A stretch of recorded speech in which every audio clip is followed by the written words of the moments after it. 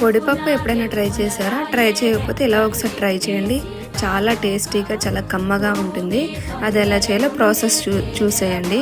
First అయితే ఒక glass కందిపప్పు తీసుకుని బాగా వాష్ చేసుకుని ఒక 1 అవర్ సోక్ చేసుకుంటున్నాను.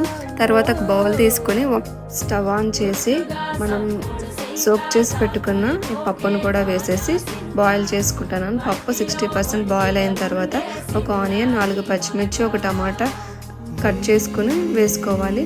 తర్వాత పప్పు అనేది బాగా బాయిల్ అయిన తర్వాత 1 స్పూన్ పసుపు, 1 స్పూన్ కారం, 1 స్పూన్ సాల్ట్ కూడా వేసుకుని బాగా కలుపుకోవాలి.